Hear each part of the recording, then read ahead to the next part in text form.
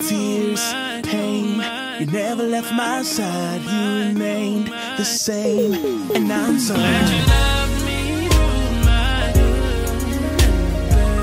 glad that you love me. Hey Gems, it's Tayshawn Miller. So I am starting off with a make it your own wig cap.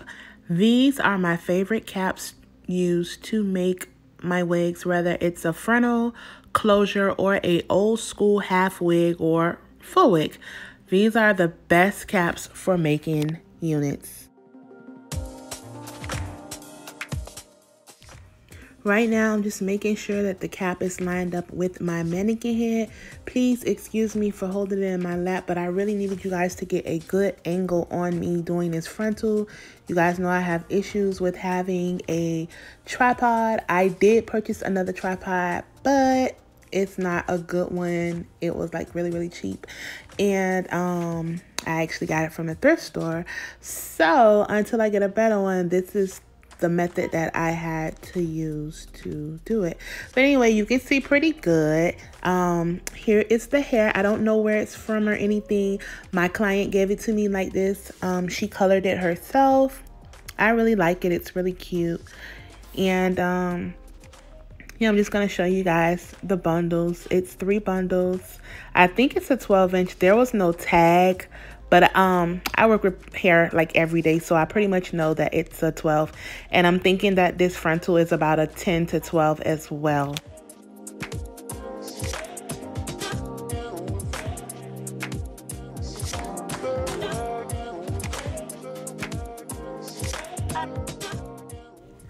Okay, class, here is the #1 trick to making a great frontal.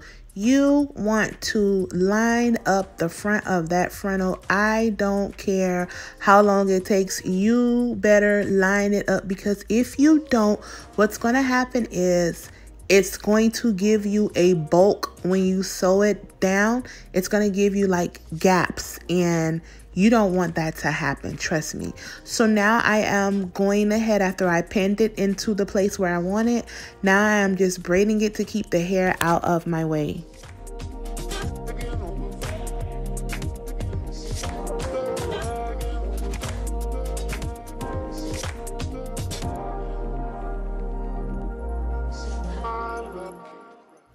Here's the fun part, the sewing. Please make sure you sew extra close. If you can fit your pinky finger, that space is too big. You need to sew as close as possible.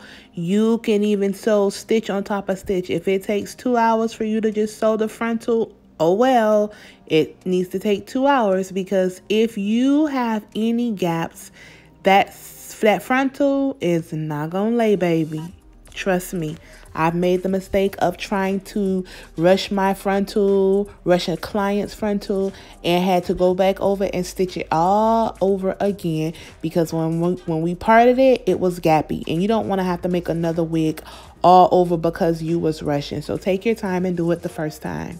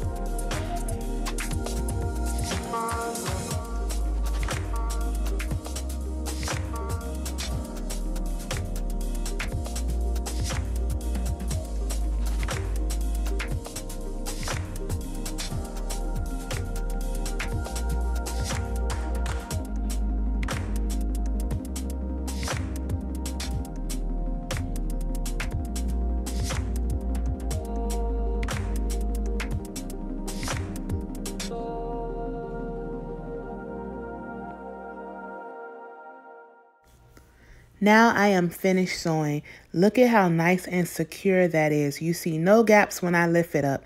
This is exactly what I mean by stitch nice and close. Now I am going to go ahead and start sewing in the first bundle.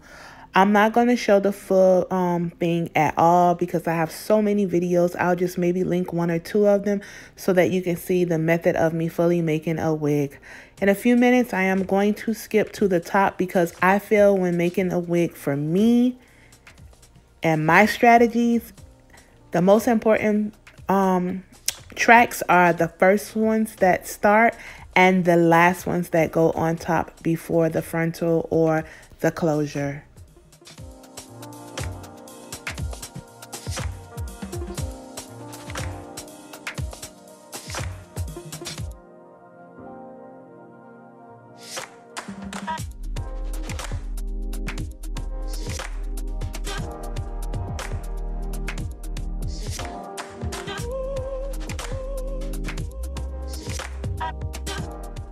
So here we are to the top.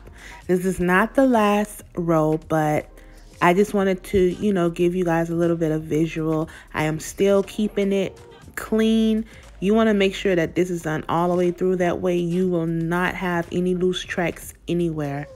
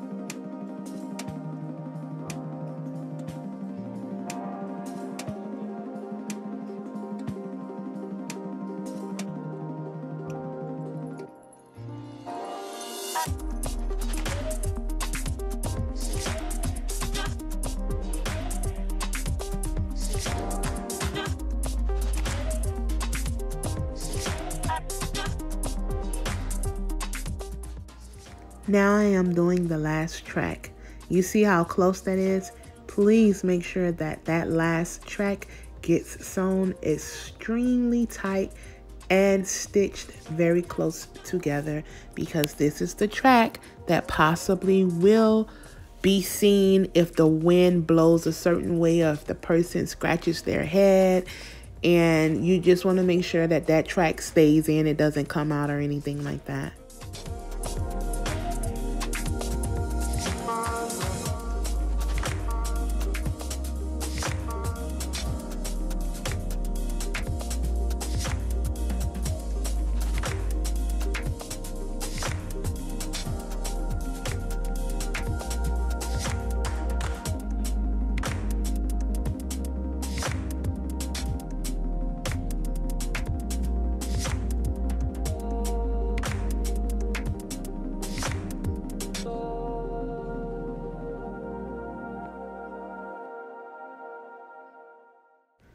So now I'm going to lift it up and just show you how seamless it is. This can be also worn in a ponytail. As you can see, there are no lumps or bumps in the back.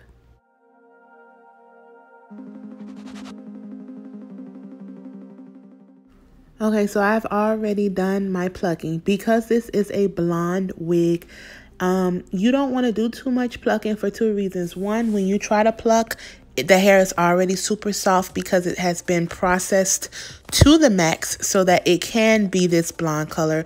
So the hair is very weak. If you tug at it too much, you will pop it out. So I had to take my time off camera with customizing. Same thing with the baby hair. You don't want to do too much because, again, the hair is already weak from being over processed. In my opinion, that's not a fact. It's just my opinion. So, but I do have several videos that I will link as well for you to see if you just want to see about the baby hair. I am just using regular mousse from the Dollar Tree. I really love it. It's my go-to. What else? I'm just doing just a little light baby hair. She didn't want anything too dramatic. She just wanted something that, you know, looked natural or whatever. So that's what I am doing. So this is pretty much the end of the video. I'm just gonna line it, go back over it with a little bit of my white ice gel. And that's about it right now. I'm just showing you how it looks with the stitching. I'm going to cut that off and I'm done. If you are not subscribed to my channel, please make sure you subscribe. Please give me a great big thumbs up, leave a comment, and I will see you guys in my next video. I love you all and stay blessed. Bye.